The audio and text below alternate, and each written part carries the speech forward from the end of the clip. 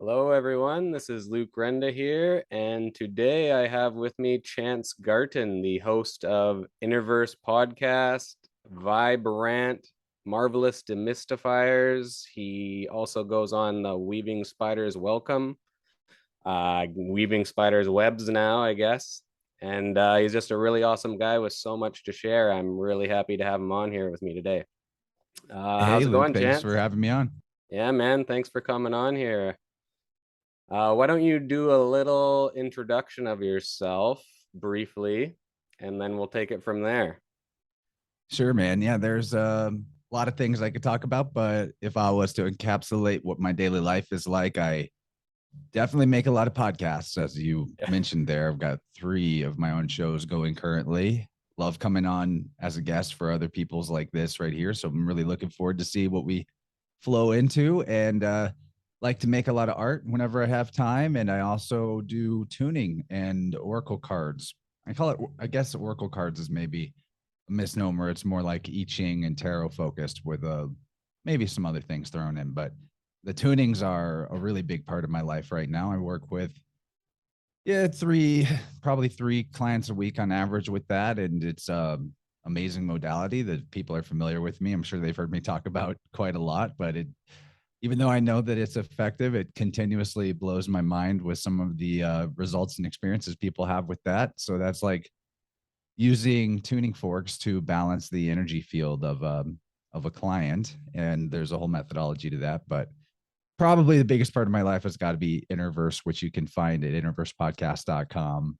Weekly episodes, always learning a lot from my guests there and enjoying the life that it lets me live to be following and pursuing these things that I'm so fascinated by and that make my make me get all fired up and feel spiritually aligned in my life. It's really great.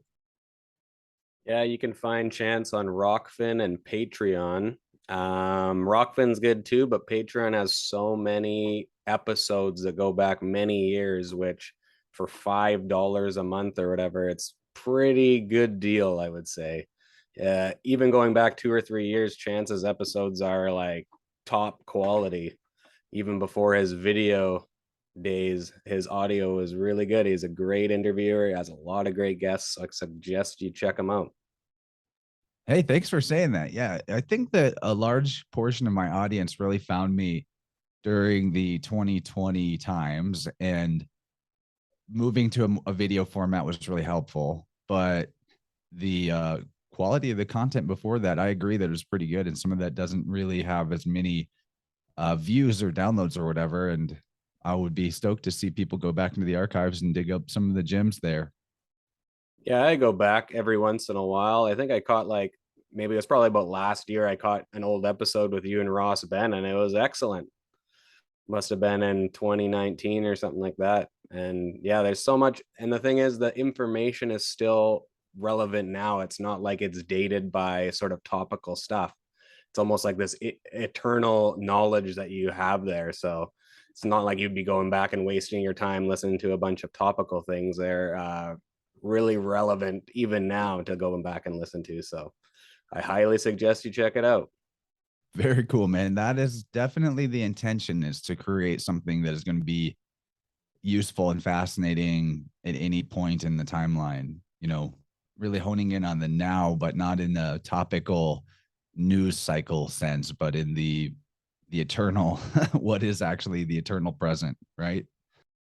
Yeah, and you have like some of the episodes you have like Emily Rideout on where you talk about maybe the transits of astrology and stuff like that, which would maybe be like I guess dated a bit, but it's like you still get to learn about the zodiac and you learn about that type of stuff through listening to it. So, and if you support Chance, he continues to make more awesome work, which, and then he helps other people get their work out there. And it's kind of like this perpetual cycle of prosperity, I kind of feel like.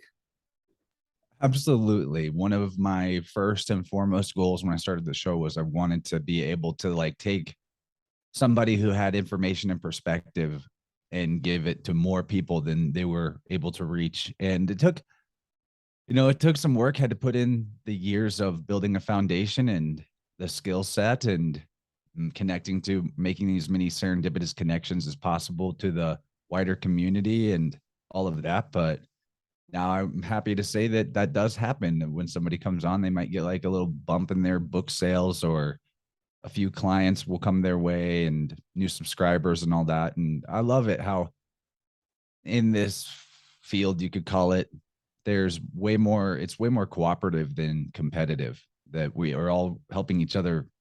When we individually rise, it brings up the sea level for everybody. That's yes, the one thing, especially with Chance, is yeah, helping everyone out, getting that information out there. Like what you did with Dylan, for instance, is so amazing. I remember you mentioning Dylan way back, Dylan Sicotio, before you had met him or anything like that, and you just kind of suggest him to a podcast. And then his work starts getting a little more popular. And then now he's writing another book, like maybe that wouldn't have happened without you. And it's yeah, it's super cool. I kind of feel like like as human beings in this realm, we're kind of like a prosperity generating organism, in a way. Like we can constantly like perpetuate more and more prosperity for everyone. And one thing I forgot to mention was Chance has the best audience. There is no like infighting or bickering. It's all a lot of support. And if someone has a different opinion, they'll voice their opinion, but it's not in like a weird argumentative way that you'll see on a lot of other shows. Actually, people, like I've seen even on like Beth Martin's show, like one of her guests will be like arguing with someone in the chat. It's too funny. Whereas your show is like everyone is super supportive. It's really great. Thank you for saying that. I pretty much 100% agree. I say pretty much. There's no pretty much about it. I 100% agree. The audience is incredible and very, well, like just not trolly, but there's a particular strategy for that I've employed, which is in the off occurrence, which is very rare that somebody does come in with a combative vibe, or just like in some way the energy is off and I can tell. I just block generously and forget about it instantly. And to me, like that, like we're to some people out there, especially content creators who are wanting to connect with more people, that might seem counterintuitive. Like, oh, I want to be perceived and liked, perceived as open and facilitating communication and not censoring or whatever. But it's like, it's my house, and if I want to keep them and maintain this type of energy in the space, then you got to look at what you're doing as, especially in this, like what you're doing as a podcast host, right? That you are providing the value and the audience is coming to benefit from the value that you're providing. And in the exception of like, if they're also your supporter, that then it's a completely one-way transaction in terms of who's providing who value. So if somebody comes into the space and is the opposite of valuable, I'd have no I have no hesitation to just like, goodbye, and there's a bazillion people out there to potentially connect to who are going to do exactly what we all want, which is a collaborative energy, a supportive energy, a curious and open-minded energy. And it's not about not being allowed to have a difference of opinion. It's just like, don't be a total jerk or even insinuate that you want to fight, because I'll just boot you instantly and I don't lose any sleep about it. It kind of reminds me of back in the day when I used Fedbook, and there would be somebody who would come on to my post and make some kind of argumentative comment, and then the rest of the day I'd be thinking about like, well, I should just type this to them, and like it's just sticking in my head. It's like fucking demons in there. And when you just block and forget about it, all of that energy, it's almost like there's some metaphysical quality to the block and the ban feature online. You're like closing the door. I'm not going to argue with this person. I'm not going to fight about this. No toxicity necessary, and it works out really great. It's sort of like, not that I'm calling them human weeds or anything, but you're definitely pruning the garden. And I think that's the trap that a lot of creators fall into, is they aren't willing to set those type of boundaries with people, or they look at it like, I need the audience. I need more people. I need this person who just showed up who I have no idea who they are, and they're kind of causing trouble. But maybe if I'm diplomatic enough, I can smooth it out. But maybe in some cases you could, but most of the time they're not there to be diplomatic themselves. And so yeah, you just do what you got to do and move on with your life and forget about it. And then you end up having quality over quantity, but the quantity will show up too the more the quality is there. So that's sort of my strategy with that. Big part of the slow game. You got to hack that tentacle off, right? That's what that blocking is online. It's like they're like trying to get their tentacles into you and like start sucking you dry like some mosquito. Yeah, it's basically energy vampirism, but on a cyber level. And it's completely the case. And you know it's the case if you sit there like going throughout your day and the interaction is still in your head, where you're still trying to figure out the best possible comeback or whatever. You're getting juiced at that point. Yeah, wasting your energy on that. And the whole thing is, if you have something to argue about, like instead of arguing with a content creator, create your own thing, put it out there, and then see what happens, right? Create your own argument, create your own video about why you disagree with someone, and just put your information out there instead of trolling people and putting weird hexes on them or whatever. Most people that are doing the whole psychic vampirism thing of any form, it's more of like a unconscious survival method that they feel like they're getting energy out of it, and they may not even realize that that's what's leading them into that behavior. But there are occasionally people that have figured out the whole energy vampirism thing as a strategy and do it on purpose. And that's something I've spent a lot of time looking at, researching, and it's not, it's probably not talked about enough because clearly there are a lot of people that are still willing to suffer the vampire to live, so to speak. Mm-hmm. What is that doctor whose book you always recommend on psychic vampirism? You did a presentation on it one time because I would really like to get that book. Actually, I just haven't gotten around to it. Oh yeah, this is a fascinating book right here. It's called Psychic Vampires by Joel Slate. Joe H. Slate. I always say Joel, but it's Joe. I don't know why I Yeah. throw the L in there. Yeah, and this guy did amazing research on the whole topic using stuff like Kirlian photography and just like basic questionnaires, and would invite people into his sort of laboratory environment to talk to them about their experiences with energy vampirism, or even he found self-proclaimed energy vampires to discuss their strategies with them. And if you look online about like for books about this subject, you'll probably find as many books telling you how to do it as there are books about like how to protect yourself from it. So it's definitely a thing. It's Wow, that's definitely a thing. crazy. How to be a psychic vampire. That's what Yeah. they're selling. Yeah. Yeah. Oh, It's popular in occult circles that that's crazy, are bro. not really interested in morality and just interested in power and energy. Right. It's pretty wild, but yeah, I think that that's where the myth of the vampire mostly comes from, is the energy vampirism. But I really appreciate Eileen Day McCusick, her take on it. She's the tuning fork lady, wrote Electric Body, Electric Health, and Tuning the Human Biofield. I've learned a ton from her. And she puts it simply, oh, yeah, you got yourself a sonic slider right there. Mm-hmm. Very good. Yeah, she says be an electron donor, not an electron stealer.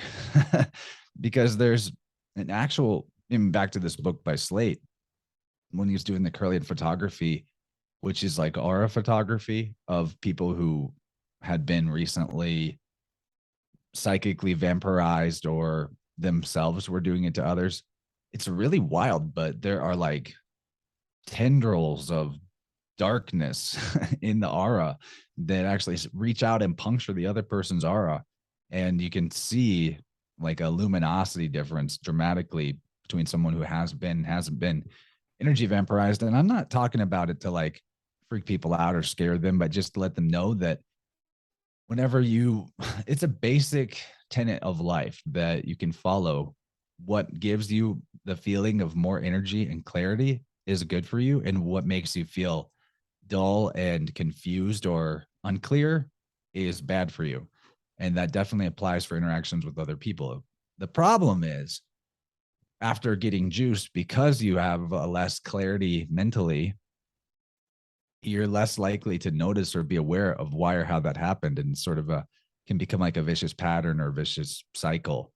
And the healing and repair from hardcore energy vampirism, like in cases of domestic partnership with, that is a huge component that he talks about in this book, is how people and their romantic partners will vampirize each other all the time.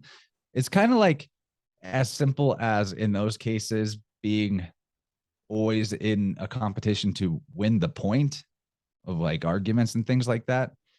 There's an energy transfer in that whole thing too. So it is much more helpful to cultivate an environment of communication where it's just about seeing and recognizing the other person's point without needing them to accept yours and be the winner. You know, keeping score in general in friendships or partnerships is a road towards that exact outcome of winners and losers. And even the thing about the psychic vampires is that in this research by Slate, he demonstrates how the whole practice is actually wrecking the vampire's energy system as well. It is messing up their internal connection to life force and generating chi or prana, because they're constantly looking for it in an external. So it's like atrophying their own natural connection to the source energy. Mm-hmm. Yeah, awesome. Yeah, I noticed that that's another cool thing about the people you have and guests you have on and the group that you're involved with, is that even when you have different opinions, you don't really argue. You're like, oh, this is how I feel, this is how I feel, cool. It's kind of like that middle path rather than this like these extremes on either end, and that's, again, that's just like a healthier way of going about something, right? It is. It is. I understand the criticism of the whole like yes and improvisation style of research, and in particular exploring symbolism, because it depends on, I don't know, it depends on what you're trying to achieve. If you want to know exactly what the ancients thought one thing or another symbolized or meant, there is a definite system there.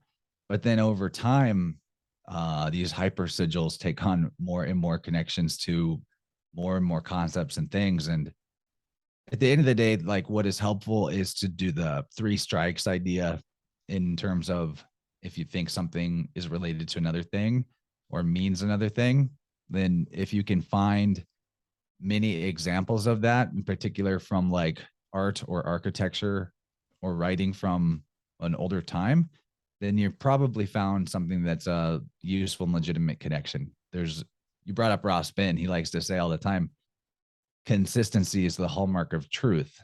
But just because in a conversation we may throw ideas around that end up not sticking with consistency, I don't look at that as a disservice to the audience.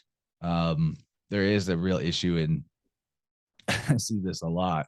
I'm getting more and more sensitive to it, that people, myself included, people will hear information in a conversation like this and take it as gospel because, like, oh, I heard it on a podcast, so it must be coming from an expert. They must know what they're talking about. But once you get up here and start doing this, like we're doing right here, and you meet the people who are the popular talking heads, you realize they're no different than the people listening, except that they made the decision to output and not just completely have input. So don't believe everything you hear, even from me, because I'm very well likely will change my mind about things later on. I'm more interested in opening doors for people in their minds to look into stuff for themselves and figure out what experientially gives them, again, something or things that, or perspectives or mindsets or information that gives them a feeling of having more energy than they had before, being more excited about life, more interested in what they can learn or do or achieve, right? I definitely think your podcast is nailing that. Every time I listen to it, I'm so fired up. I'm like, this guest was great. I can't wait to check them out. Oh, this, that, chance. One thing you're saying about like the psychic vampires is like staying more sensitive rather than being desensitized, right? And then you can sort of pick up on more of these subtle keys. But one thing I want to talk to you about is over synchronizing things. You know what I mean? Like have this syncretism that you always talk about, you and Dylan, right? And sometimes you can like almost, it can be like too much syncretism where everything becomes the same, right? And so, whereas I had this project on archetypes, I didn't get it done yet. I was trying to do it last week. It would be, I could reference to it, but like there is the archetype, which is like Plato's forms, like the idolas. And then how we see this archetype is through its archetypal image, which it projects. So an archetype is actually just like a symbol forming structure, and we can only see it through its manifest symbols. But then once you take these symbols and you scrutinize it with your consciousness, it becomes what Jung calls, or Levi Bruhl called, representations collectives, which would be like the cultural interpretation of the archetype given like a more specific form. So it's kind of like, you bring up Seven Sermons of the Dead sometimes, and it's like the pleroma is undifferentiated. These archetypes are a little more differentiated, but still not where we can like have a complete idea of what it is. We only see it through its manifest forms. And then that archetype becomes an archetypal image. And then it becomes a fairy tale or a myth or something like that, which actually has cultural significance. So, like, to bring up this example, it would be like Odin. Like, Odin is a mercurial character, but he is not Thoth. He's not Hermes, but he is still like a mercurial character like those guys. But it's like, Odin rips out his eye to drink from the well of his uncle. Like, I don't remember when Thoth had one eye, but I'm not an expert on ancient Egypt either. So it's like, do you know what I'm trying to say here? I'm trying to like work within that sort of thing. There is syncretism, it's obvious. There's a lot of allegories for the sun and all this stuff, but then it eventually takes on its own specific meaning for the people that for thousands of years that was a symbol for them. You know what I mean? Yeah, I get what you're saying. And I will actually, my perspective is that Odin is Buddha, is Mercury, is Jesus, is Thoth, and that the mythology or the dressings of the story may change. But think it's exactly what you're saying. There's the undifferentiated all, the beingness, the one, and then I mean, think about it, the one, right? Well, Odin is odd, the odd one out, the alone one, Solus, which is the sun.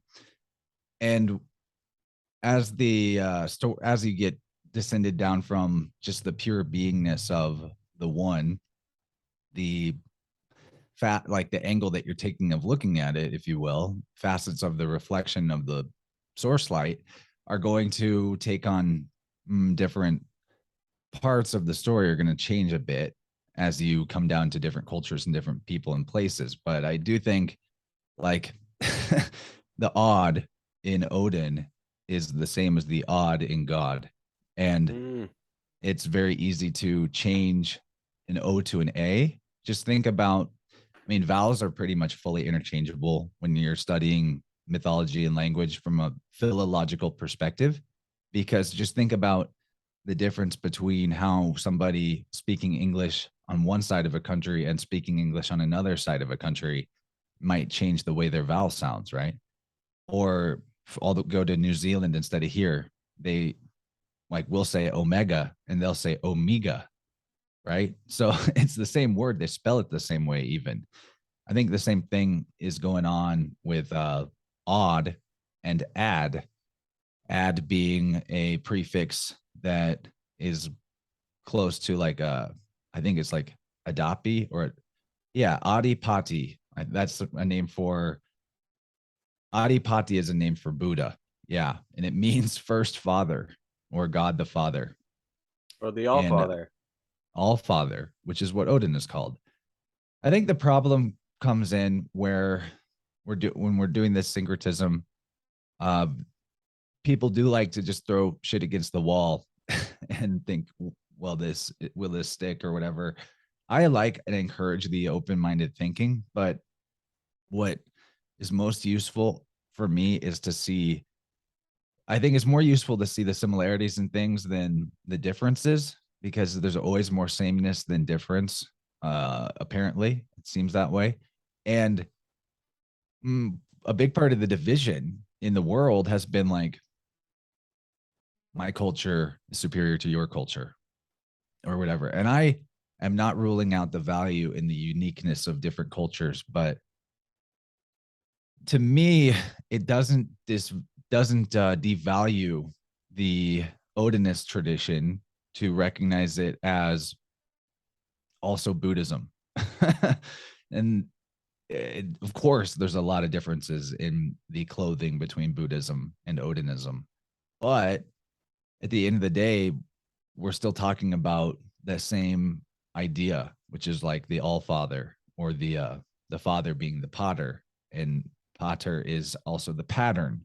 So a big part of where the issue comes in, and it's most obvious to us in looking at modern Christianity and how Christianity has come along and where it came from, that the exoteric interpretation of Christianity is to lead people to this externalized savior messiah worship. I call it the messiah-op, right? Yeah. It's just that your savior is out there external to you, and that you need the intermediating priest class, or even the mediator deity to get you to heaven or whatever. I mean, to me, the whole idea of be good and you'll go to heaven someday is exactly the same as the idea of eventually we'll have a communist utopia on earth.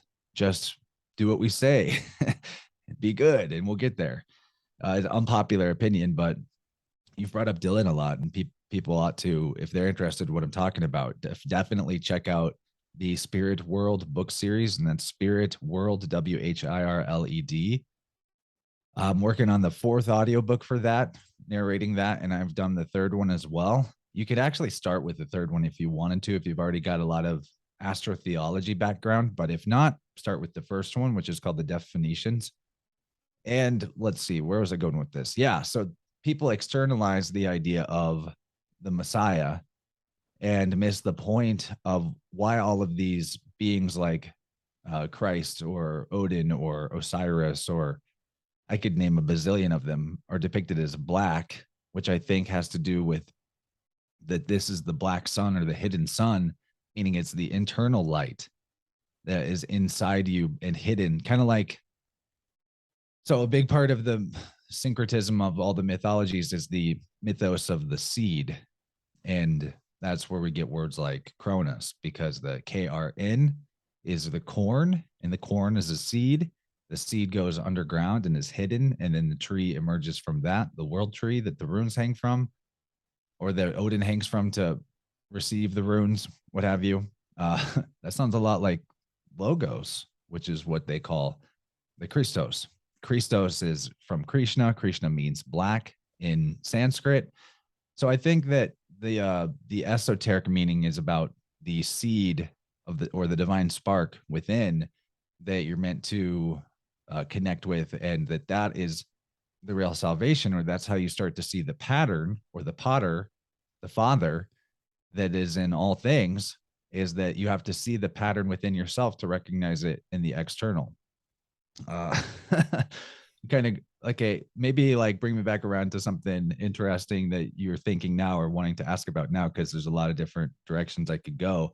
And honestly, in just a 2-hour conversation off the top of my head, it is probably pretty difficult to convince anybody that the all the world religions and spiritual traditions come from a singular philosophy that is symbolized by the sun, although not meant to worship the sun as the god itself, but that again, the sun is a really good representation of the pattern or the fractal of it all. People get upset that they're like, oh, well, my tradition's way better than this other tradition, or not as corrupt as Christianity. But what is called Christianity is way, way, way, way older than the name Christianity.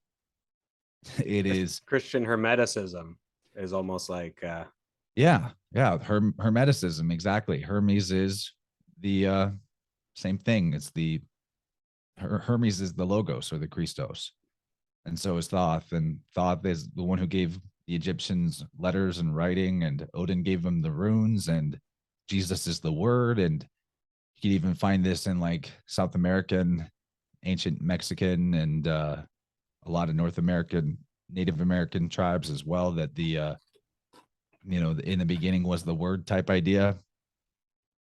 Yeah, here, can I expand on this just a bit? So what I'm thinking is like Christianity, I feel like was set up from the start to be like an amalgamation of these religions. They kind of nicked from here and there because they were trying to make this one sort of world religion, I feel like. Whereas these other religions, they're based on source still, right? Like it's all coming from Astro-Theology, source, the all, and then it breaks up into the all father, all mother. But whereas like when they're naturally have differentiated themselves from the other groups, it kind of came about in a natural long process, I feel like. And then those differences are culturally significant to those groups more so than to like a group in China or in Norway or wherever, right? But whereas I feel like Christianity purposely put that stuff together to sort of muddy the waters in a way. So does that make sense how the differences are culturally significant, but it doesn't mean that we can't see the sameness of it all. You know what I mean? Is that making sense? Yeah, yeah. They're gonna be differences based on regions and dialects of language. But Different when you stories have of so much, I don't remember the exact statistic Dylan gave, but like at the point where a language has more than 8 or 10 words in common, it's basically impossible that it doesn't come from a similar source, even if they have way more words different than the same. And what you're describing, early Christianity, the early church was like a poor attempt to syncretize various different regions and religions in a way that would be appealing maybe to the masses. How I see it is, look at the New Age movement. Okay, this is the perfect example of the same thing happening today.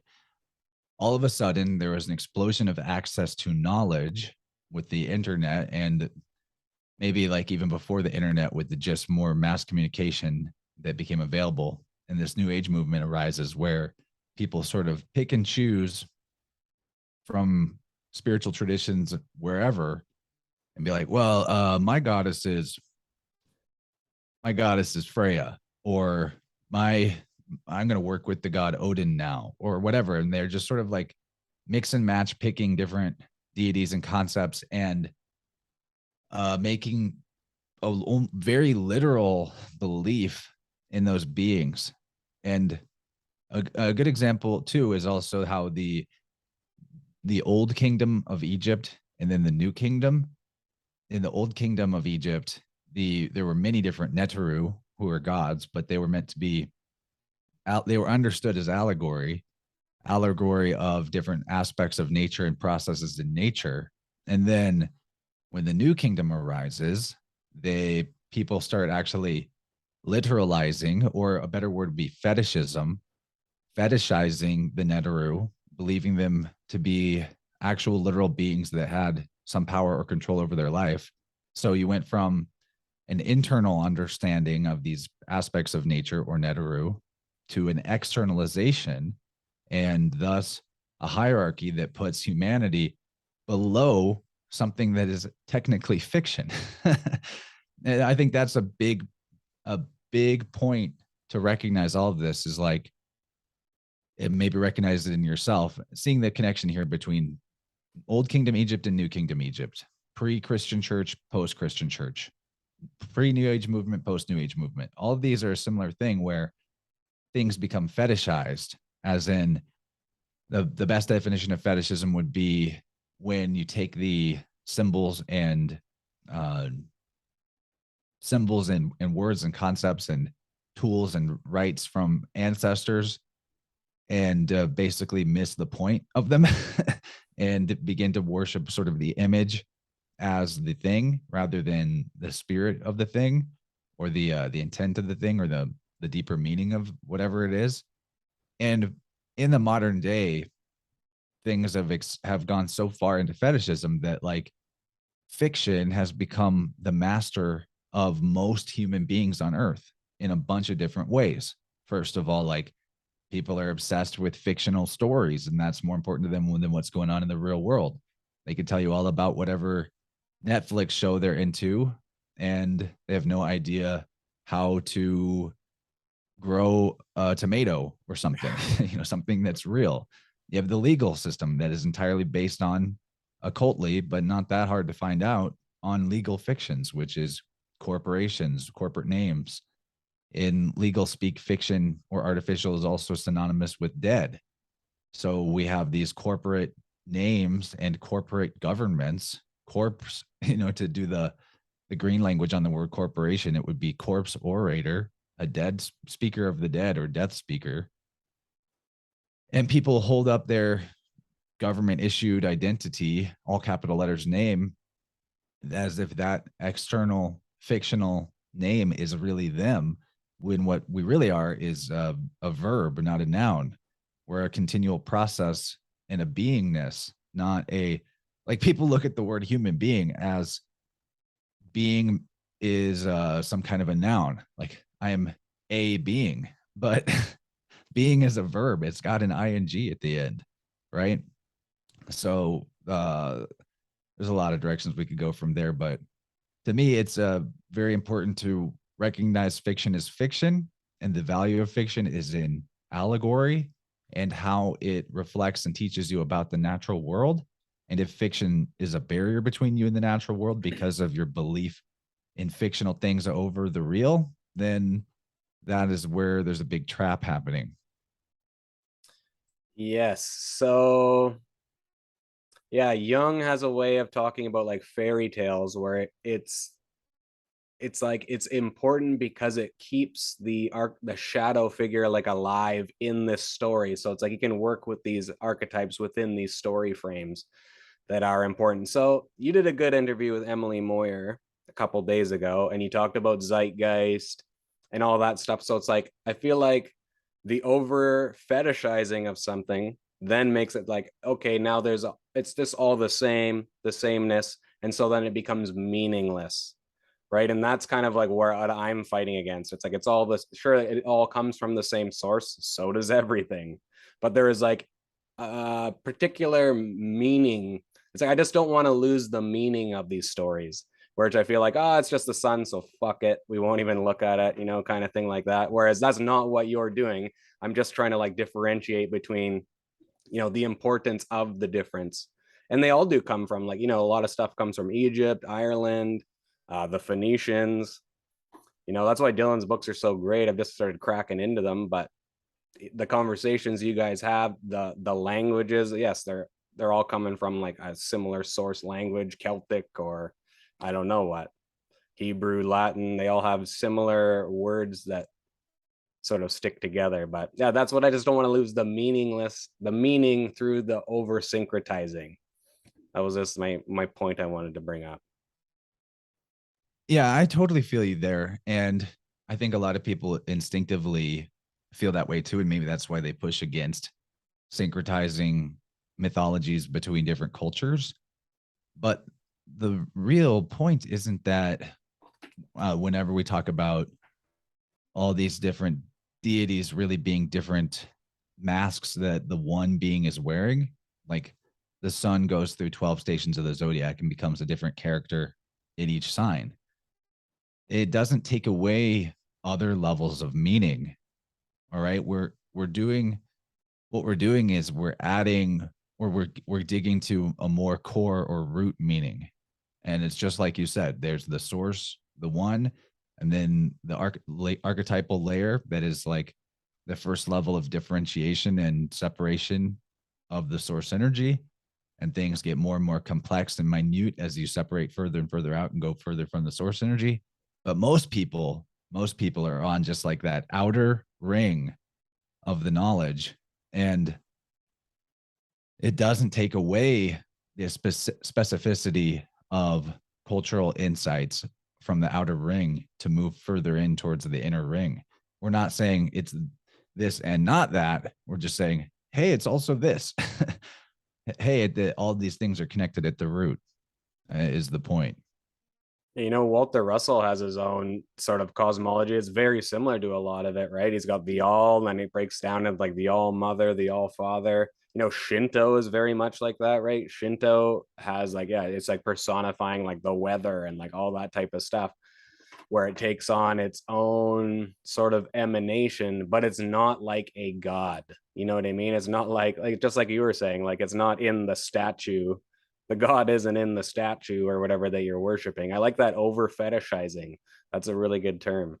And the old kingdom and the new kingdom, that's when like the Hyksos came in and all that type of stuff was going on with the Atnis. And that was basically where like the fall of Egypt started, right? Was right on that new kingdom period. Yeah, the Atonists. How close is Atonist or Aton to Adon, right? Like they called God or Jehovah Adonai, but also there's in the Hellenistic tradition, or if you're speaking Greek back then, you wouldn't even aspirate the H in Hellenistic. It would be Hellenistic. Well, who's El? We know about that too. They even called him El Shaddai. The same time they're calling him Adonai, the one, the being. El means the also. It's kind of just like the word theos, or from theological, referring to things talking about God. Well, it starts with the, which is the same meaning as El. And Adonai is very close to Adonis. Adonis is in the Hellenistic tradition a sun solar deity, and does Adonis sound the add-on of Adonis sound that different than Odin? Is it really that different? It's not. And Adonis is born from a mother named Mira or Myrrha, like the frankincense and myrrh that they brought to the nativity scene for Christ. Mara. Myrrha is not that far off, or Mira is not that far off from Mary at all, and not that far off from Maya. Maya is the mother of Mercury or Hermes. Maya is also the name of the mother of Uda, exactly the same name. Go figure. And Adonis is interesting story because when Adonis is born from Mira, who is like impregnated in a sort of immaculate conception way, her family gets upset that she was pregnant and shouldn't have been. And so they banish her and turn her into a myrrh tree. And from the myrrh tree, a seed falls off of it, which becomes Adonis. So Adonis is born from a seed.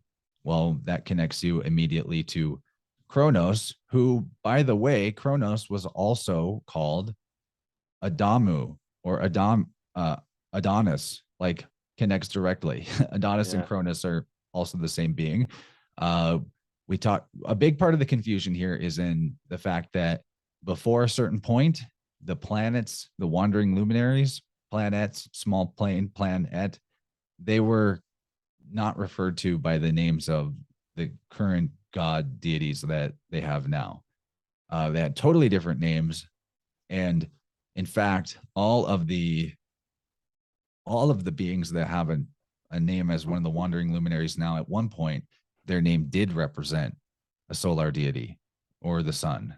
And you have to go back further to find that, or just study the language and see that that's what it's talking about. But it's very interesting that Kronos, who's like the sun in winter more often than not, the winter sun, or the the high father of darkness, or the dark time of the year, which is the same as Abraham, Ab being father, and Ham or Abram being father, and Ham being darkness or blackness.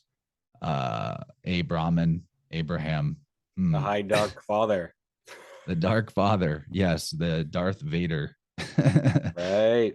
Yeah, because Vader is father in German. Yeah. So when they call Darth Vader, they're calling him the Dark Father. And Luke Skywalker is Lux, which is light. Well, what is the light that walks the sky? Is the sun. I mean, this mythology has been played out over and over again, especially through Hollywood. You know for sure when you study this stuff that whoever is behind Hollywood has this knows this language and is speaking it to us all the time. And I think it's part of why stories resonate, is that on a internal level, we feel how that story connects to the truth of the all, or of what nature is doing. But maybe to like go back to finish the thread about Adonis, that is interesting, is he was the seed, the corn, the KRN of Adonis was taken to the underworld by Aphrodite. Well, Aphrodite, Hermaphrodite, Aphrodite was shown with a beard frequently. Aphrodite is also Hermes. They're just the same way as Zeus is said to be an eternal man, but also a maid, swinging both ways. Just like the sun in Leo is a male, but in Virgo is a female. So Aphrodite takes the seed Adonis to the underworld, where he's raised by Persephone. To me, that, and then he becomes the beautiful, attractive god, handsome young god Adonis, when he rises up out of the underworld, which is the point of the spring equinox.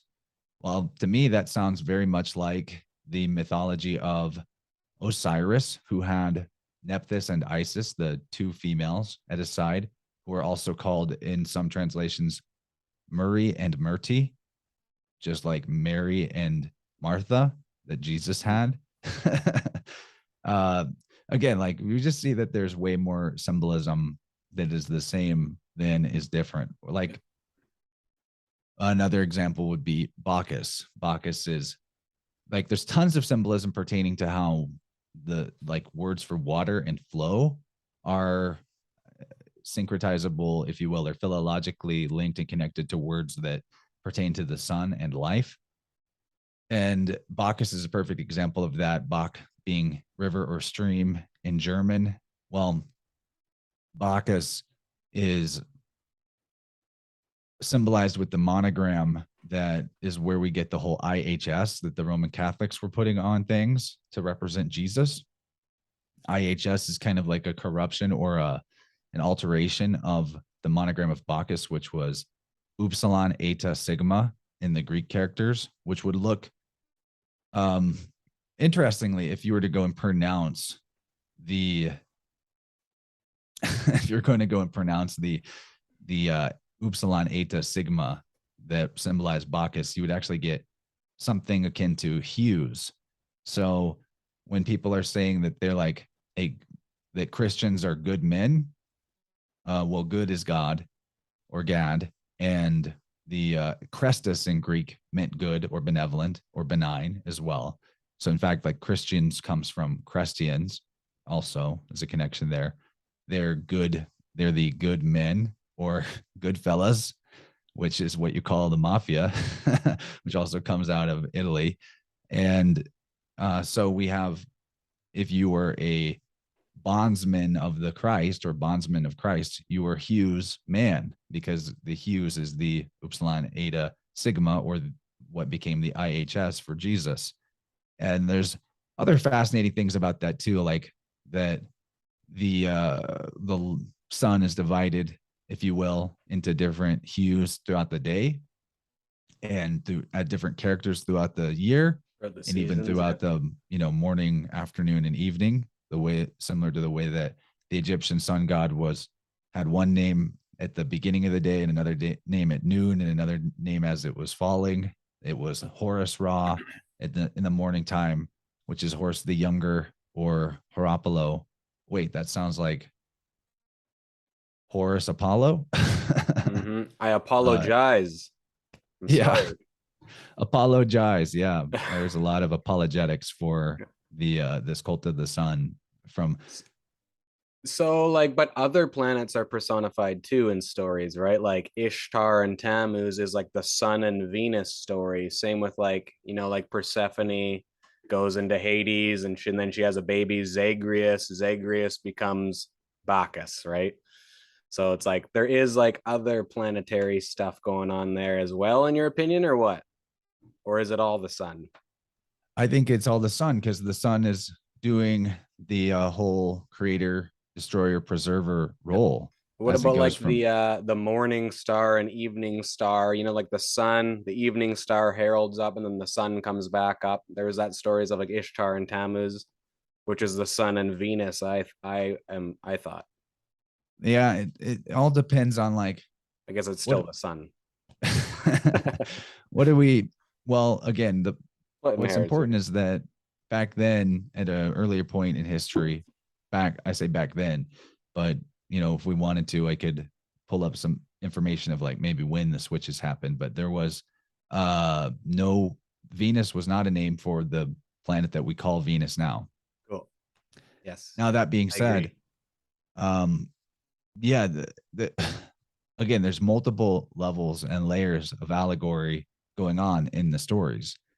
And the point isn't to say that each of these characters is only the sun or only the one, but that we can find the solar connection or the astro-theology in all of the mythology that demonstrates that either A, it came from the same tradition and the same language system originally, or B, there's some actual inherent logos to the way that we communicate what we see in nature that somehow is innate within us and naturally arises from us and therefore creates a similarity between one system and another. But I find that unlikely because when we see the similarity in like rites and traditions and like weird rituals that cultures that seemingly have no contact with each other share, it makes you kind of Seemingly. shake your head and be like, who would just come up with that?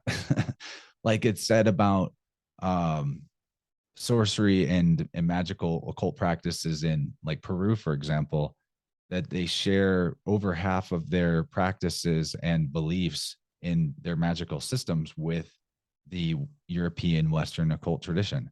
And the story that you're given is that, oh, well, when the Spaniards and the conquistadors came over, they influenced them a lot. And so they just took on a bunch of the occultism of Europe at that point. But what really happened when the Spaniards came over, the Catholic Empire under Queen Isabella, they actually wouldn't, while they were conquering and destroying everything and looting all the gold, they wouldn't even allow anybody with an education to come over to the so-called New World. And I'm sure it's because if anybody that had any level of education came over, they'd be like, oh, these people have a version of exactly what we have. And so our holy church is clearly not really original and clearly not the only we're not the only people that God spoke to or something like that. And it wouldn't go well for the empire to destroy the foundation, their erroneous foundations of their own history and primacy. And like the Mexica people, interestingly enough, Mexico has Zaka in it, and Zaka is the name for Buddha. Gautama Saka Muni. There you So here's go. one thing. Do you believe that people were more connected before, like traveling around the world? That's why there's Greek buildings all over the world, really, like in America and in Baalbek and in Greece. Or I do you think think so. I think that there's reason to assume that for sure, okay, so and then especially because so much of the similarities between the languages has to do with ideas of like mariners and sailors. yeah, Actually, Dylan's next book is going to be called The Holy Sailors, I'm which super looking forward to that. I love that last interview you did. That was so good. So good, dude. Irish origins, you're tying all this stuff together and breaking it down. It's super cool, man. I love that stuff. That was an amazing interview. yeah, Dylan brings it. Yeah, you're doing you guys just together, man. You just that was like the best interview I've seen him in. That was so good. Cool. So here, Yeah, can I say something about Buddha? So have you sure. checked out the Unslaved episodes with Jason Giorgiani when he talks about Mithraism is Freemasonry, but then he also talks about Lao Tan, who is Lao Tzu, who wrote the Tao Te Ching, got stopped with the Greeks going over, and then they changed his name to Gotan. Then it became Gautama Buddha. That Lao Tzu is actually Oh, Gautama they got the Buddha. Did goat you in hear there about that? too. Or I haven't caught that. got to check it out. I'm behind on Unslaved. I really It, should catch up. it's an old one. It's like a, maybe last year or 2 years ago. I'm I don't maybe know. like really behind, but I love Michael's work. I love Okay, Unslaved. I so just need to catch up. Giorgiani really goes into this and talks about the etymology Yeah, of I think I those need to talk to names, and Georgiani. you should, man. He's Georgiani, how do you fucking say that? Jason. yeah. Jason Giorgiani is I've cool. definitely heard him talk before about some of the Iranian stuff. really Yeah. amazing. But like, just to throw a point in about the Buddha that I missed, there's so many connections, and I'm just Yeah, no, flying by the seat of my pants here. that's Talking about Adonis being born from a myrrh tree or a mira tree. Well, Mira, Mary, Maya, the mother of Buddha. Well, what is Buddha? Buddha, a bud? A bud comes off of a tree, right? yeah, cool. Yeah, there's that. So, I mean, I feel like that the whole mythos of the seed is a good thing to study to find connections between everything, everywhere, all at once, for sure. Cool, cool. So, But the whole Chinese connection in the Far East is needing a lot more research to demonstrate similarities there. It does seem like the systems are more Eastern in their origin overall, which kind of makes sense because the sun rises in the East. I don't know. yeah, check out the Giorgiani episode. I can't remember which one. If I find it, he kind of mentions it partway through. It might be the Mithras one where he goes through the rites of Mithras and how they're basically the same as Freemasonry.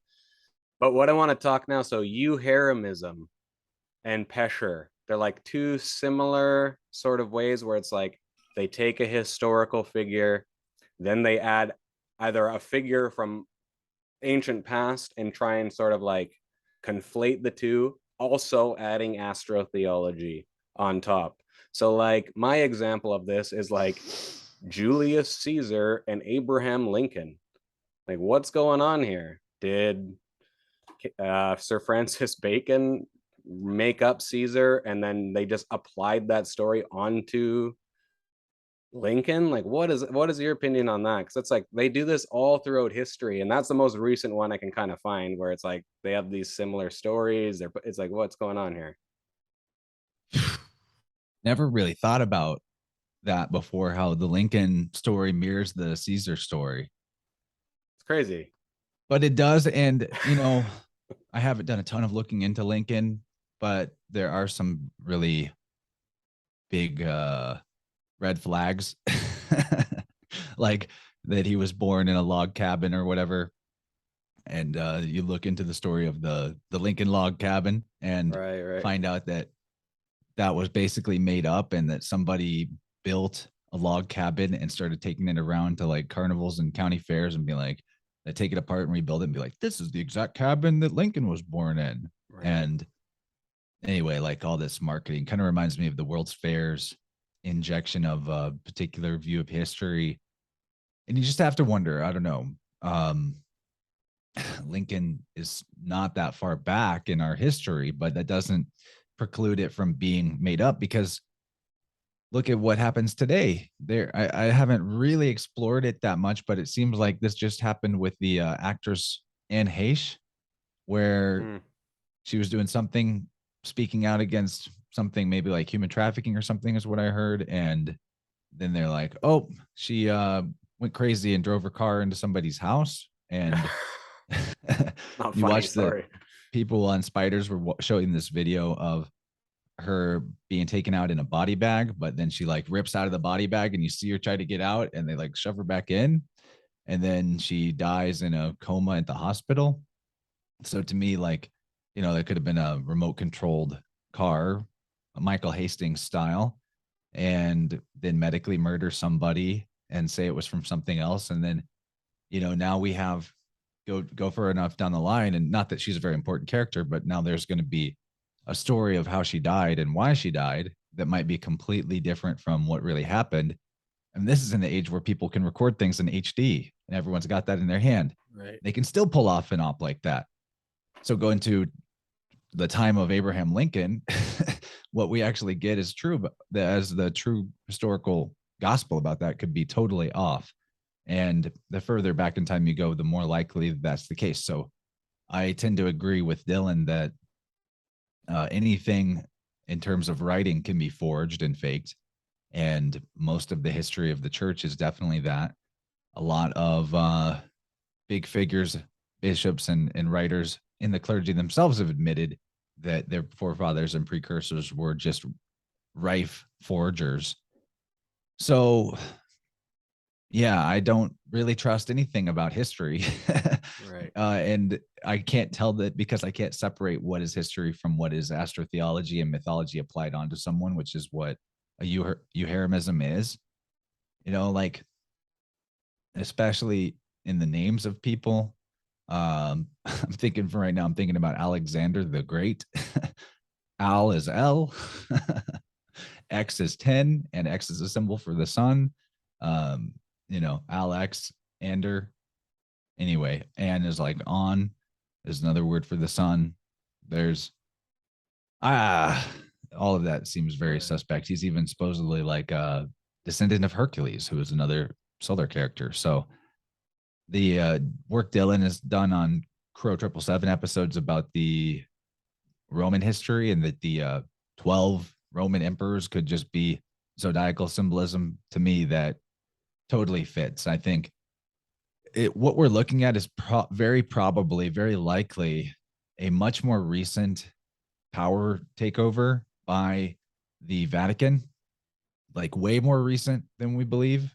And at the point of maybe some big genocides and big book burnings, you can just insert whatever history you want to the illiterate masses, and it won't take very many generations before people forget that there was even a big change in an insertion or they'd ever knew to begin with, because they're just normal folk living their lives, and the controller class is playing a longer game.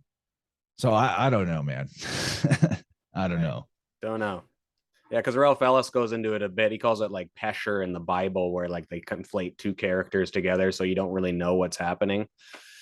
But yeah, who knows? It's kind of like the same thing. Yeah, that you and like I think it goes back to almost like John D, just like what you and Juan on from the one-on-one podcast talk about. It goes back to like John D and Francis Bacon, and then they set up this new world, and then they can rewrite the whole story from there. Like after a few traumas later, we don't really remember what's going on. Everyone's grandparents and great grandparents have been whacked out. And then, yeah, I think it kind of goes back to like that 16, right around uh, the Renaissance era, right? In the Enlightenment era. I feel like that's when there was like some switch happening, but we can't even go back that far, really. Right. So that makes the most valuable things to research real world artifacts, real world masonry uh, that is still around, or old artwork is very useful for that, to try to get a line on what the at least the symbolism is talking about. And language language can't lie. At least when you see similarities between languages. And um yeah, to me that is a really helpful, like, one another one that's coming to mind, just to connect the Odinism to the Hellenistic world very clearly and obviously, would be Hela in Odinism is the goddess of the underworld, right? And Hera is a goddess in the Hellenistic tradition. Well, Hellenistic, there's that, Right. but yeah, the underworld being Tartarus, so there's your Tartaria as well. But yeah, the RL switch, there's a couple of very common switches, but that from language to language, that are really, really worth playing with as often as you can. And a big one is the L to R or R to L. Any words of or names of mythological characters, if you just start playing with that switch, you'll start seeing things that jump out at you all over the place, like Hela to Hera, or I don't know, man. Nothing's popping into my head right now, but there's a bazillion examples. Yeah, it's a big subject. I'm just trying to pick your brain here while I got you here on these few things. So thank you for that. I apologize to people watching who don't know what the hell we're talking about, but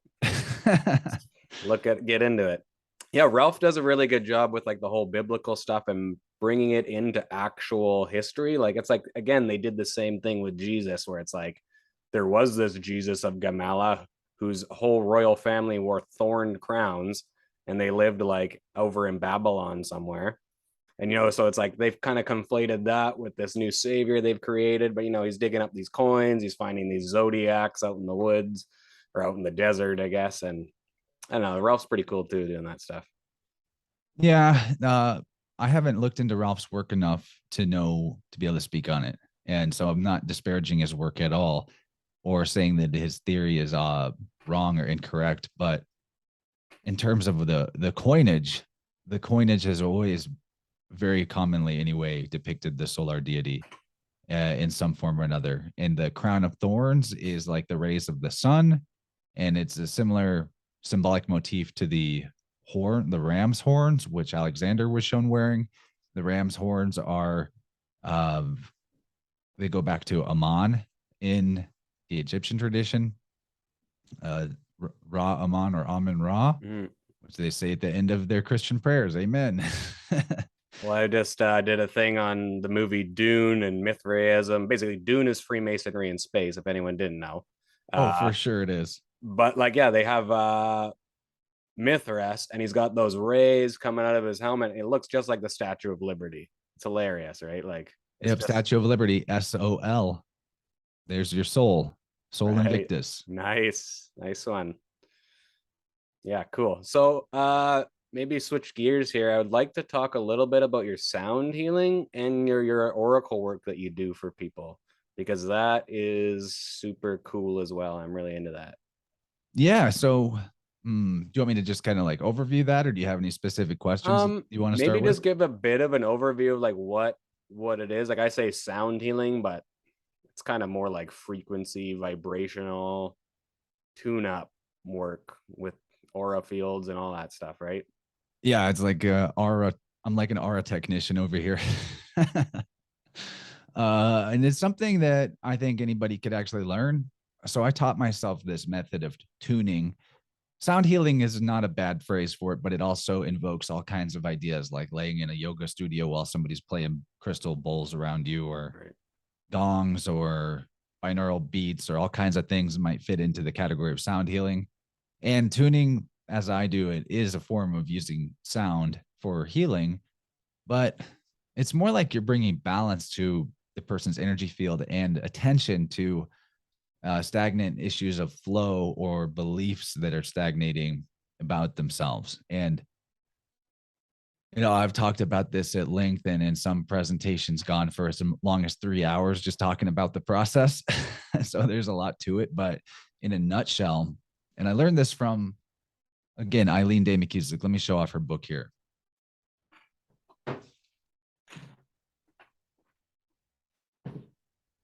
I got so many books over here that are worth people's time, but Tuning the Human Biofield, Eileen Day McKusick. I read this book and was able to teach myself the method that we're talking about right now just from that.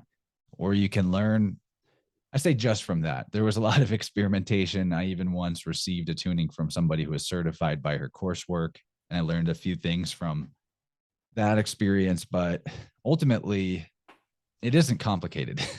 When we apply coherent sound in the energy field of our body, which is about a 6-foot bubble space off of all directions, it allows the body to self-tune and self-correct anything that is a dissonant vibration that the body's putting off. That sounds very woo, but it's also completely scientific and consistent. Her other book, Electric Body, Electric Health, this is a really good read if you just want to know more about how your body's electrical aspects function, and tons of science. Like, she does not shy away from actual credentialed scientific research on the topic. It's not all woo. She's sort of very Libran, bridging the spirit and the science together. Also, while I was grabbing books, I just want to show people Spirit World books. Get these books if you want to catch up on. Bro. There you go. The Definitions, book one. Book one is a really good intro to Astro-Theology, but it gets so much better as he continues writing. Yeah, cool. Book four is just off the chain. How good I'm it really is. looking forward to that book, but they've been sitting on my shelf for a while. I just bought them to support Dylan, and I was like, I better start cracking into these books now that he's writing new ones. You get so far behind, right? You want to keep Yeah, up. but they're page turners, dude. Yeah, they're I great. recommend people read the physical book and the audio book, because seeing the phonetics is one thing, but then hearing it pronounced is another thing, and put a lot of effort into pronouncing things correctly. Right. Well, and it really to grinds it into narrate your those mind books. too. You read it, then you can listen to it. And Dylan had a good idea of actually even having the Kindle book so you can be searching through it nice and easy, right? And then having all of Yeah, those, not because he only are knows you I do that. supporting, yeah, you Practically have every to. podcast I'm on, Yeah. I've got a Spirit World book open or another book that I can cross reference certain words and ideas because there's so much information to remember all the connections. It takes practice, and sometimes there's just going to be more than what you can remember off the top of your head.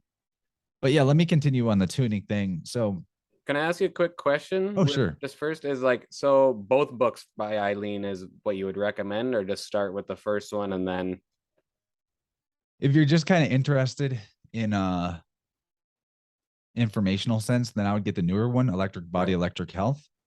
And if you really want to dive into the practice and do it yourself, the first book has actually got a little bit more information on the method in a functional way. Cool. Yeah. I have both those books too. It's just like I got to get around to reading them. Yeah. And the audiobooks of those are great. She narrates them herself and she's a great narrator. So that's fun. Yeah. All So right. in a nutshell, that method is like the biofield anatomy is what really is innovative about what Eileen came up with. And the biofield anatomy is the theory that certain energy in the form of feelings and memories, and thus equated to sort of like traumatic experiences, actually can, what we'll do is we'll compartmentalize and wall it off from our conscious self because we don't want to feel it. There's actually in my understanding of how the psyche works, kind of similar to how the Egyptians had multiple layers of the body. I work with a multi-layered psyche myself, and one of the layers of the psyche is actually a protective layer that's whole job is to hold back feelings and memories from you and awareness from you of things that it thinks that you will be interrupted from what it is that you have said you wanted to do or need to do, or survival things in your daily life. So, you know, it's like, yeah, we don't have time to cry over this shit right now. We need to like go to work today. So, this energy can be held away from ourselves. And basically, you got to understand that memory is not in the brain. It is the flow of energy in our field that constitutes memory. And so the more cohesive and coherent and unblocked your flow is, the more you remember about everything from childhood memories to why you incarnated on the realm to begin with and what your purpose is, all of that, who you truly are. So with the biofield anatomy, she's provided like a chart, if you will, that tells you what types of feelings and what type of experiences are in what parts of the energy field around the body if they were to get stuck. So if you were to find stuck energy in a certain place, you would actually be able to reference this biofield anatomy and know a general sense of what that is. And it's not exact. There's some intuition, and maybe if you know more about the person you're working on, you might have even better intuition. For me, there's a lot to possibly unpack about this, but how the method works, and it's so consistent, is I'm going to sweep from one end of your energy field towards your middle, towards your column, central column or spine, the main chakra vortexes. And if I find stuck energy, then I am sort of clicking and dragging it back to the middle so that it can return to circulation for the rest of the body. So we're working on this 3 axes of top to bottom, left to right, and forward and backwards to determine what stuck energy might feel like. And let me just give like a recent example of how this might play out. So I had a client this week who I noticed that one side of his energy field was like dramatically longer than the other side, like about 6 to 8 inches on the right was longer, and it was shortened on the left side. So it was as if, in the middle of the toroidal field, donut vortex shape that your energy field is, it was as if his body was misaligned and like off to the side, and it wasn't in the middle of his own field. Like he was leaning to the right. And when I explained this, that I was finding that these boundaries were stretched out, he was like, wow, well, one of my legs is longer than the other one, according to my chiropractor. So we got in further to like some early life experiences that informed some of the beliefs he had about himself that he wasn't maybe aware were beliefs that were causing him to lean more on the right side being the masculine side, and sort of weakening the receptive side of himself, or the feminine yin side. And it was amazing that 3 days after his tuning with me, he went to his chiropractor, who told him that his legs were nearly the same length now. So the reason why the legs were different lengths was because one hip was out of alignment, like pretty badly, and it was the right hip. Again, being the masculine side, the right hip has to do with like pushing yourself too hard and overdoing it consistently if you have hip problems. And people do kind of work themselves to death like slaves in our society a lot of the time, and they'll thus get right hip replacements before they're that old in Western culture. Or if you're like really lazy and really averse to doing any work at all, you might get left hip issues. Mm. So there's information encoded in the entire biofield across every one of these up, down, left, right, forward, backwards axes. And with the forks, so different people maybe have different ways of finding the stuck energy, but for me, it's really obvious. My body communicates it to me really, really easily. And I do this remotely. So this also proves that everything in existence is mental and conceptual, including distance and separation.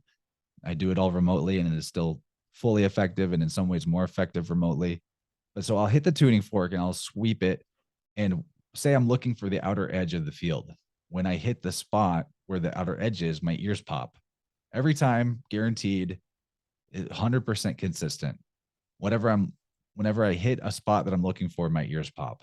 Now, sometimes there'll be an accompanying thought or intuition about what something means, or a feeling that goes with it, and that gives it more context. But at the very least, I'm just looking for the places where I hit a spot with the fork where it makes my ears and head pop with like this electrical crackly feeling.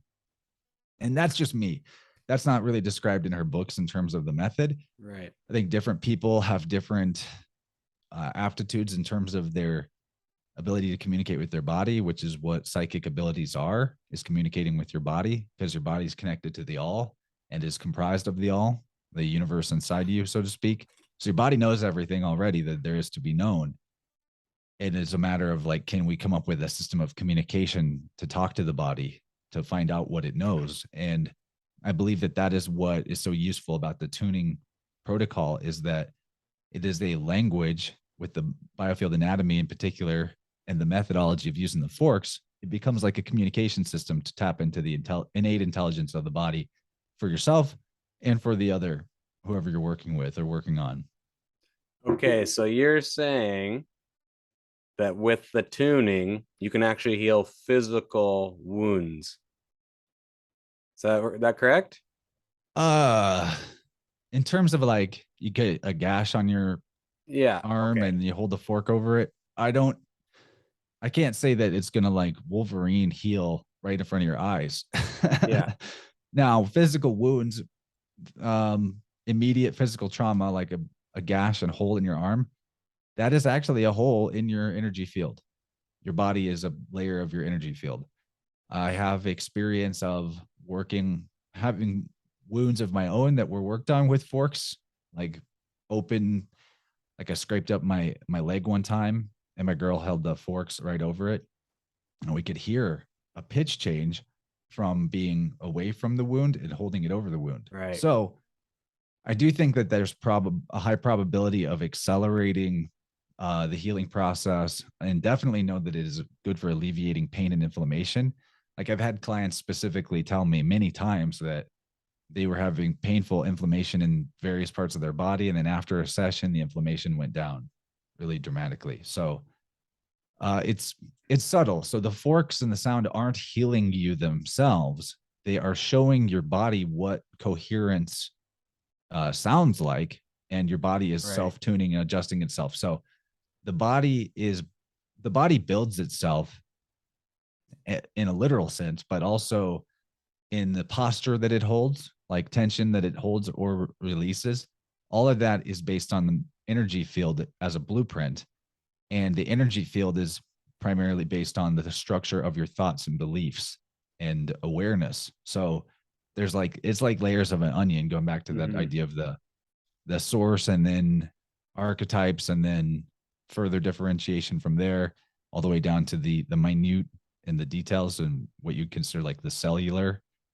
It's the same thing. And the I think the sounds are very much like showing the body something very close to the pure undifferentiated source energy. Like, you know, the 528 fork might be one of those archetypes, primary archetypes, right adjacent to source energy in the form of sound, the way that Right. the seven colors would be. So say for example, the guy with the hip issue, it's like because of all that stuck energy, you start working with that, and then it's actually freeing up and allowing it to heal more than it's actually like actually healing it, right? Is that the theory behind it, kind of? Yeah. Yeah. The Yeah, okay, body that makes does the sense. healing. I've got to get one of But these tune-ups, man. I swear.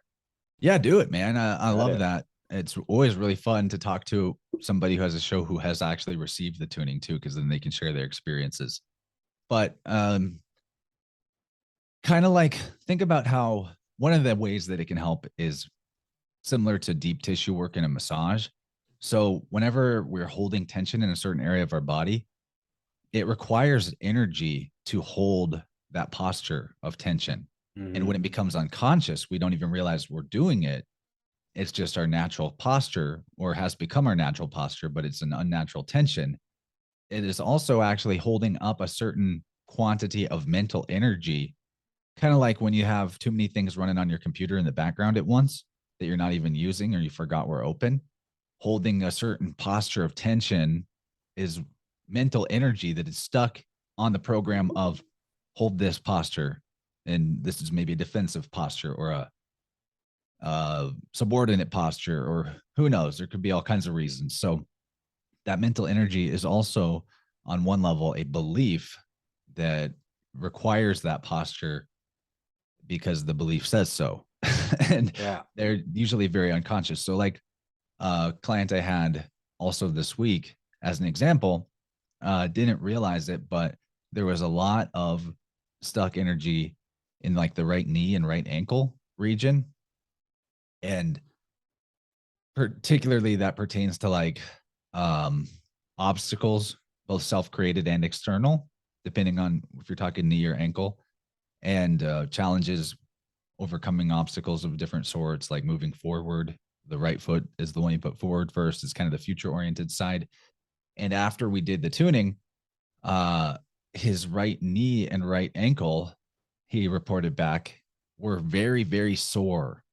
And it might not sound like what you want, like, oh, I don't want to be in pain after I get a healing, but it wasn't because of the tuning, it was because of the release of the tension.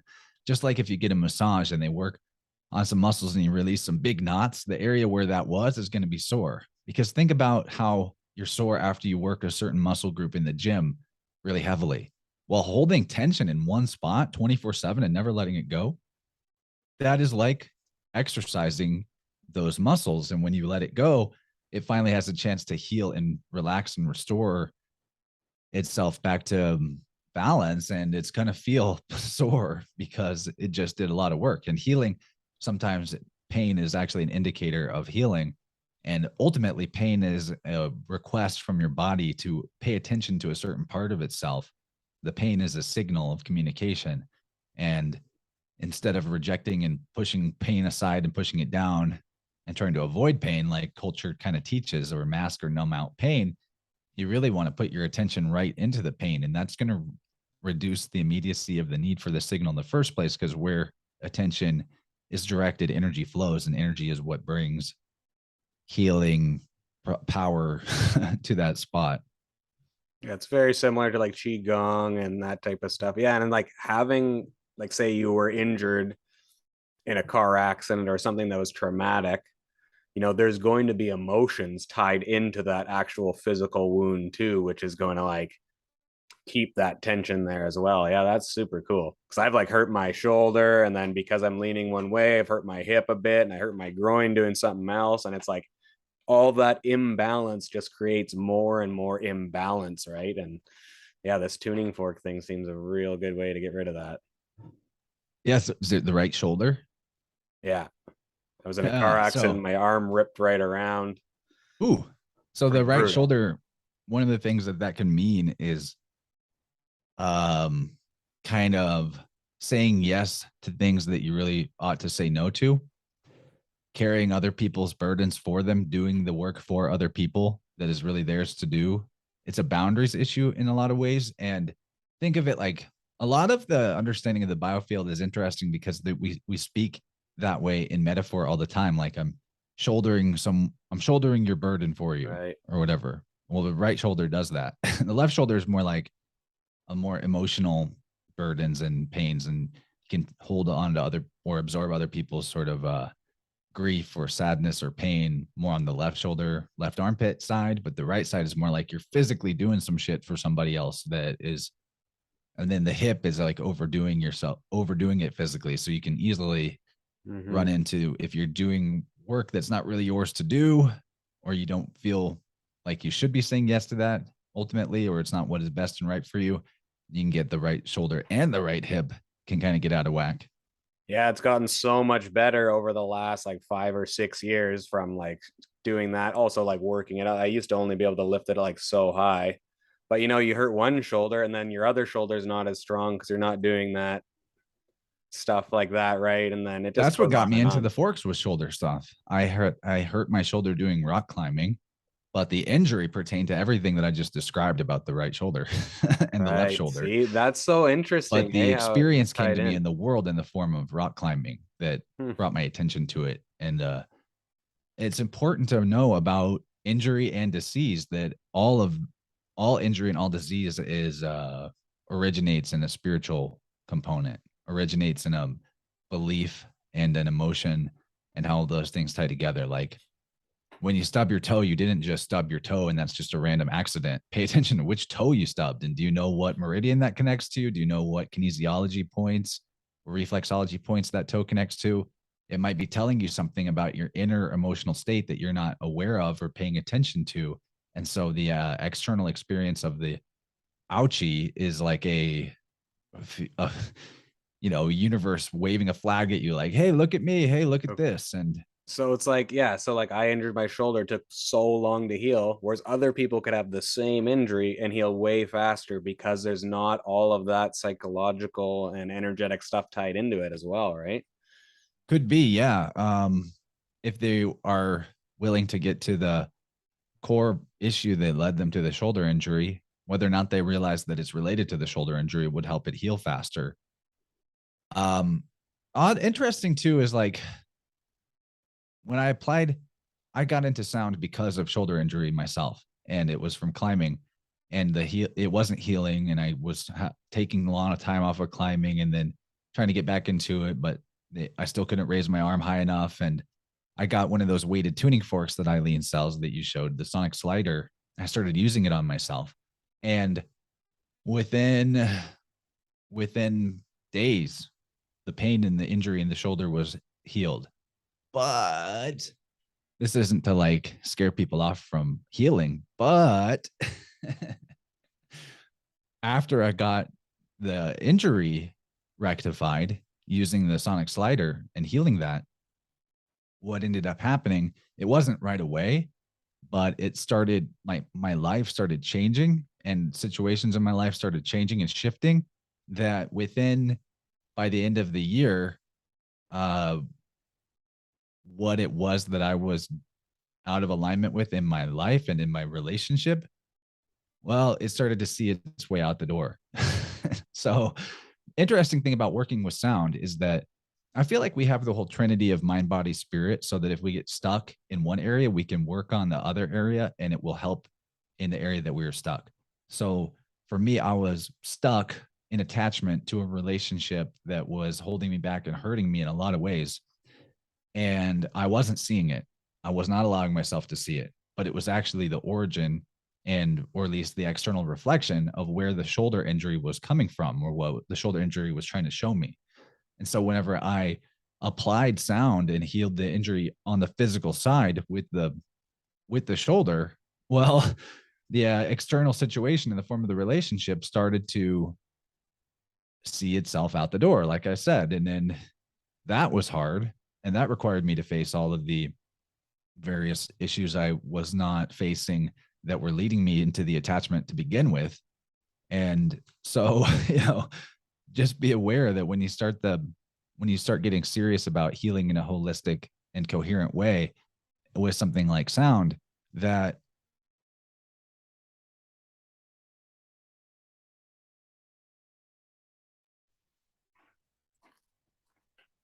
Oh, you froze up a bit, buddy.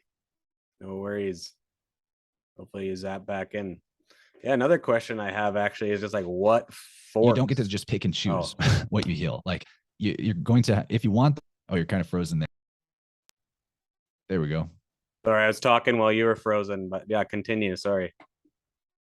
Well, I'm just saying, yeah, like you're gonna, if you really get serious about healing, you're gonna have to accept that the changes are not going to just be biological. That you're going to also have to bear witness to the changes in your lifestyle and in your relationships and whatever that are the reflection of whatever was dissonant in your body or your health that you're working on.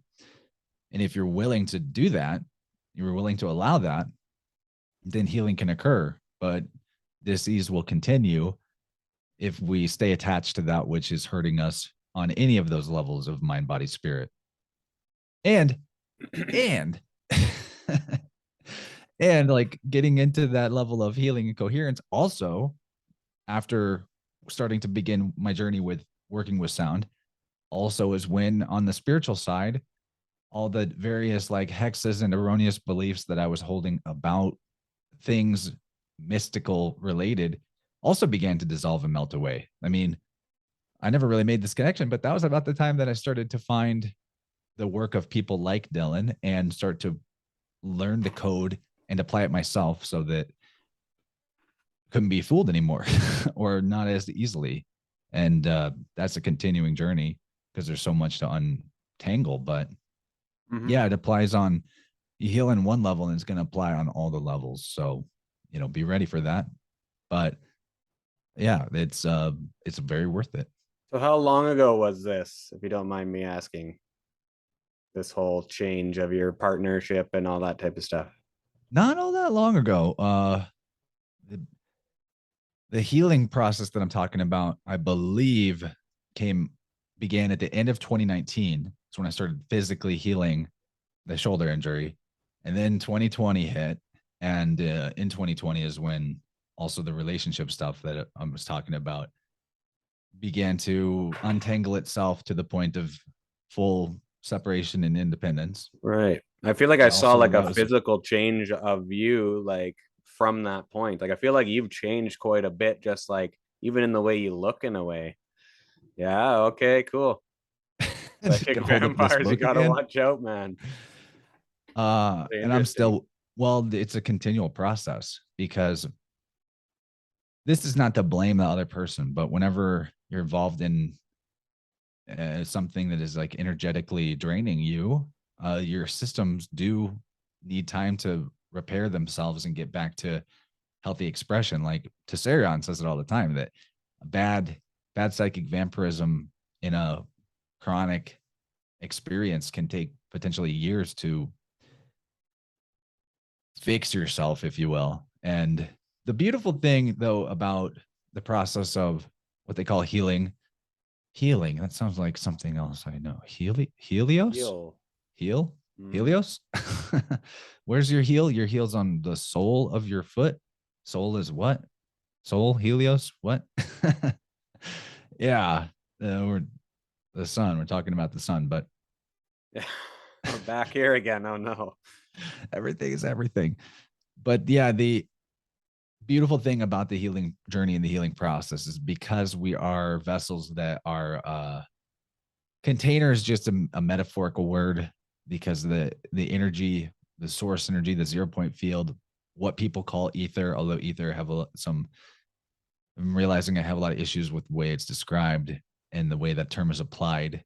Uh, but regardless, because we're a universal energy and in fractalized miniature of the all, that means that there's actually never an end to what we can heal within ourselves.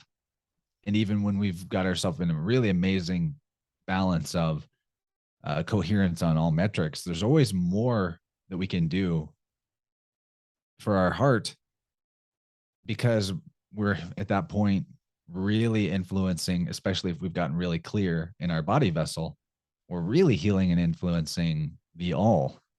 We're detoxing the universe the more that we do it for ourselves. So don't look at it as discouraging that there's always a next thing and always a next level and always more work to do on yourself. Look at it like the more work you do on yourself, the better the world around you is going to get, the healthier the world around you is going to get, your own direct environment is going to get. So that old saying, I think it's Krishnamurti, I was when I wanted to change the world, but really I needed to change myself. It really does work that way. At least your personal world will definitely alter. Yes, I agree. And that's where, like, everyone's out trying to change everyone else, trying to change this. Like, just change yourself. And that's just going to, like, change the effects of those around you. And then they're going to maybe start using that as an example, or even feeling that energy, and they're going to start to change too.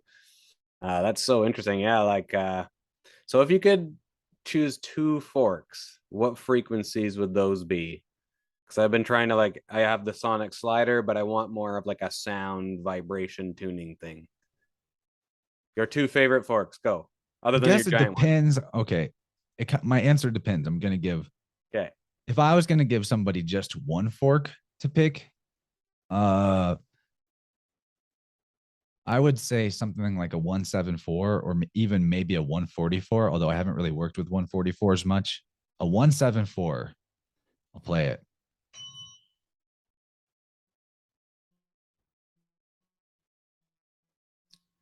Ooh, Pretty low on the pretty frequency low. range. Yeah. I find, okay, so in terms of like biofield tuning and wanting to be able to hear pitch changes and differences in the fork, if you were attempting this work on yourself or somebody else, the 174 is really good. And if I wanted to, I could do a whole session with just this fork. I like to use different forks and intentionally attach each of the frequencies to representing a different area of the body. I like to do that. It's sort of like a craft thing for me. I feel like it's sort of similar to magical correspondence systems, that the more matches that you can create in your ceremony to whatever your intention is, the stronger it gets, because you're actually taking an action to represent the thought and the intention. So that being said, I'm all about using like the full range of solfeggio in a session, but technically all the body is asking for is coherent sound, and coherent sound is sound that has a balanced wavelength of up and down on the sine wave. And 174 and the lower range frequencies like this below 200 are, they're really easy to get a good strike on because the tines are long and they ring out for a really long time because they're a bit larger. There's that too. And you can, because it's easier to get them sort of going louder and longer, it's easier to hear pitch changes and frequency shifts in them.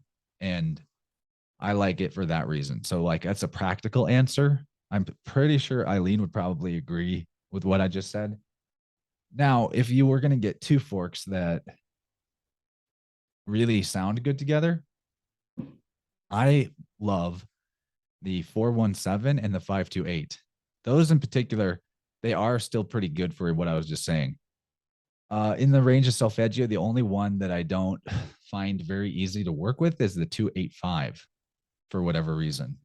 Or is it 258? Yeah, it's 285, right? Yeah. I use it so rarely that I was forgetting what it is. But I use 417 for sacral and 528 for solar. But again, you could use any frequency for any area of the body. Once you make the intention of like, now I'm working on the throat chakra, the decision is part of what makes whatever happen, because this process is so close to the purely mental plane or whatever, maybe it's logos or whatever. But the biofield tuning store has a really good 528 and 417 fork. They sound awesome. if anyone wants to pick those up. Weighted tuning forks are the way to go if you want to work on your own body, on your own self, or on an injury, like the sonic slider that Eileen sells that Luke has got here. But I'll play the 417 and the 528 together because I really like how they sound together.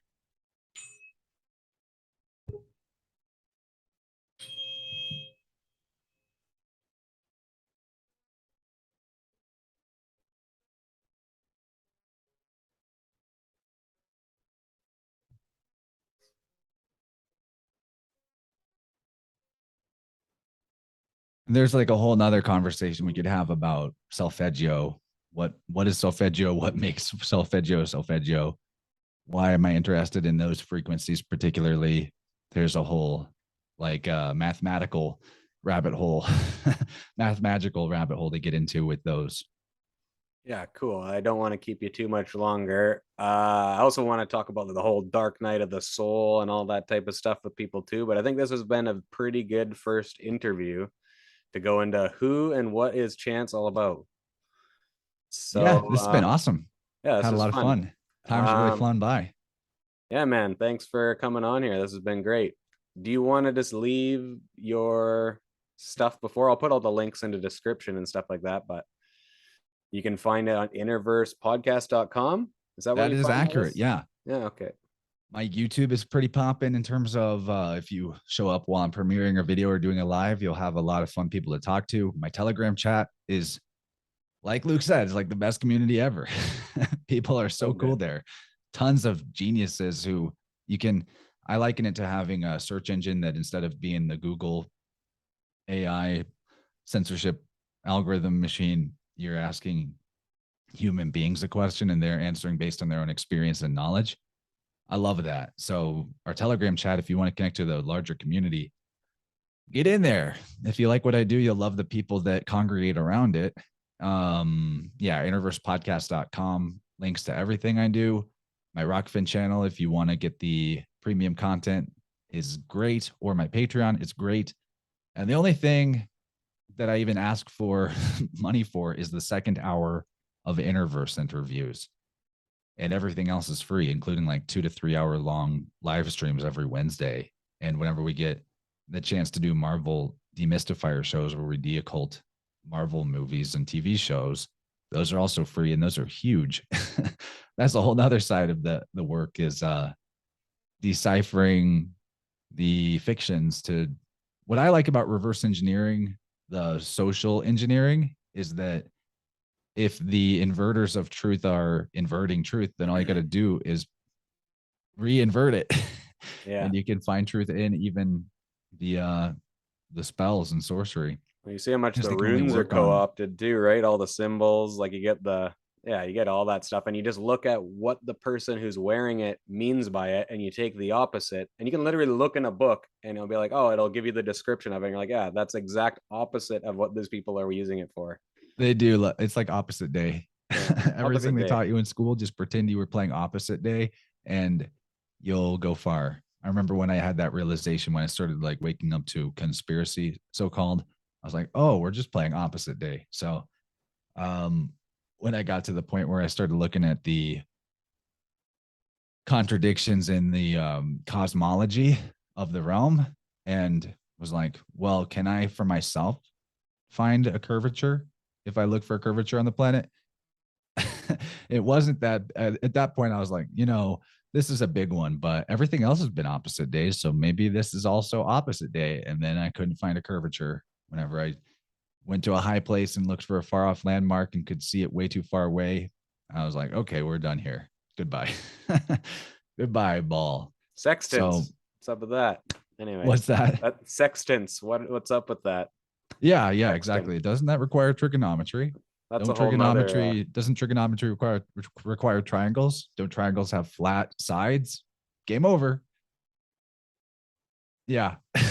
So anyway, that tangent aside, people can connect with me at my email if they want to schedule a session. I didn't even talk about cards, but I do read I Ching and tarot for people. I do spreads that are going to help you see what particular superpowers or levels of consciousness you're currently working on or unlocking, and then give you some information from different parts of yourself, like in message from your body, message from your heart, message from your mind, message from your higher self, the state of you on the yin and the yang side. Like we'll cover all these bases and give you context for how to unlock that key of destiny to unlock whatever it is you're moving towards and currently moving into. So very, very helpful sessions with the cards to resonate with your own internal knowing about who you are and why you chose to come here. And those pair very nicely with a tuning session to do that after tuning. So Cool. that's a good move. People can email me and or look at my website for more information about any of the things that I do. Awesome. I was wondering if you paired those up together, like either before or after. Like my friend Martin, who's a longtime astrologer, he does dream analysis and he'll do the chart and then he'll do dream analysis after. And basically, the dream analysis is the same as the chart reading. Like it's the same stuff that's happening. It's so cool. I love mixing That that definitely stuff happens when you pair up the tuning with cards. Cool. You got, do you Cards will sell tell like you a the same combo, story. like a combo package, tuning and Yeah, oh, you save a sweet. little bit of money if you schedule them together. Dope. That's awesome. Sometime I would love to come back, you to come back and talk about that stuff, but this guy is so busy, Chance. He has so many shows on. It might be a while before he's got that time, but I'd love to talk about Oracle and all that No, other we'll stuff just with we you. put it on the calendar for some time, maybe a couple months out, just to give a little space to breathe and for some new and fresh things to come to mind. And be happy to come back, man. I love this, and would be, if you don't mind, would love to mirror this to my own channels after it's been out a little while on yours, so more people can see it.